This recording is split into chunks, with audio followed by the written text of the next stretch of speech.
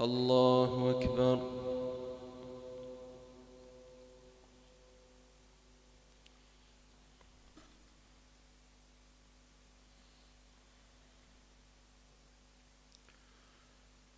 الحمد لله رب العالمين الرحمن الرحيم مالك يوم الدين إياك نعبد وإياك نستعين اهدنا الصراط المستقيم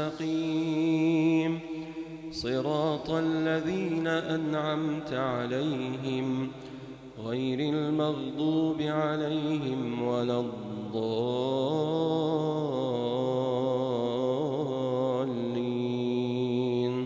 آمين. سبحان الذي أسرى بعبده ليلا من المسجد الحرام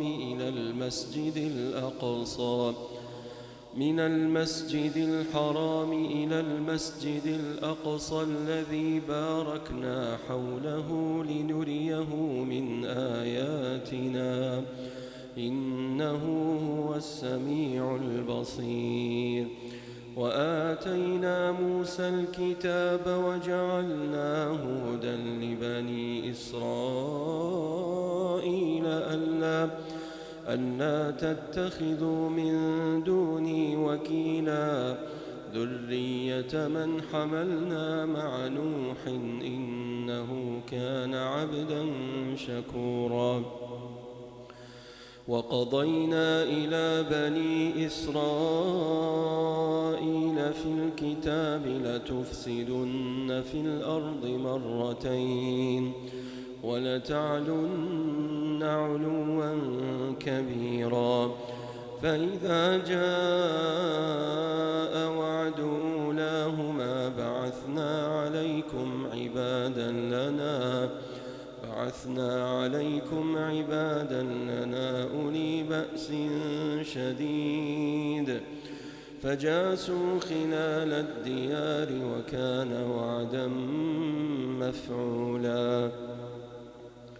ثم رددنا لكم الكرة عليهم وأمددناكم بأموال وبنين وجعلناكم أكثر نفيرا.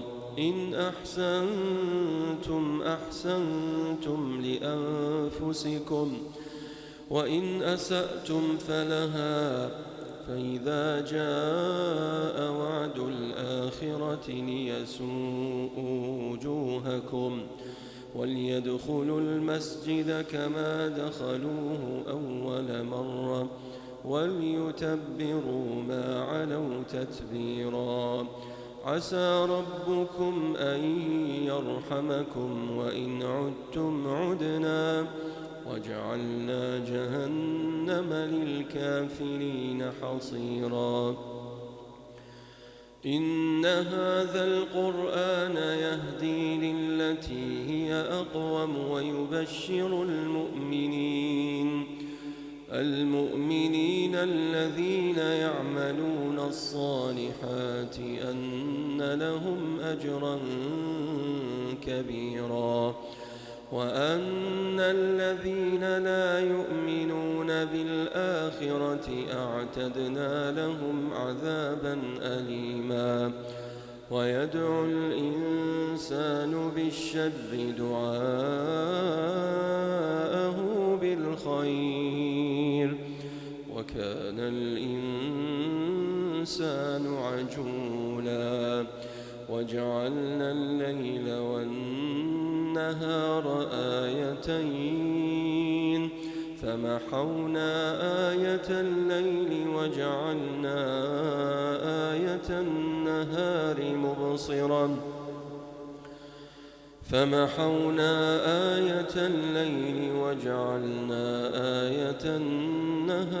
مبصرة لتبتغوا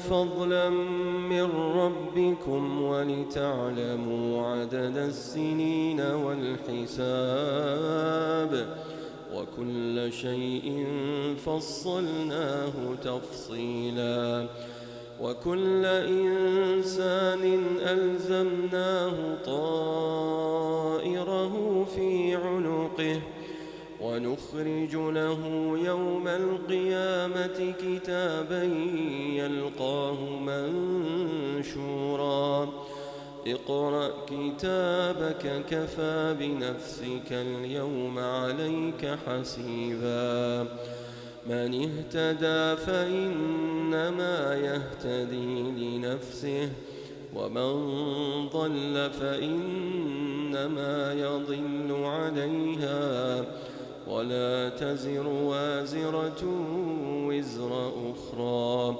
وما كنا معذبين حتى نبعث رسولا وإذا أردنا أن نهلك قرية أمرنا متر فيها ففسقوا فيها فحق عليها القول فدمرناها تدميرا وكم أهلكنا من القرون من بعد نوح وكفى بربك بذنوب عباده خبيرا بصيرا من كان يريد العاجلة عجلنا له فيها ما نشاء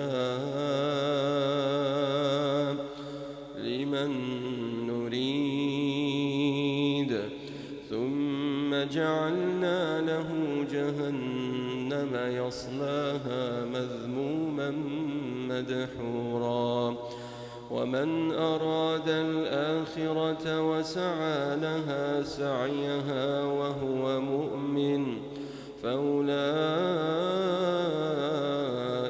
كان سعيهم مشكورا كلا نمد هؤلاء وهؤلاء من عطاء ربك وما كان عطاء ربك محظورا انظر كيف فضلنا بعضهم على بعض وللآخرة أكبر درجات وأكبر تفضيلا لا تجعل مع الله إلها آخر فتقعد مذموما مخذولا.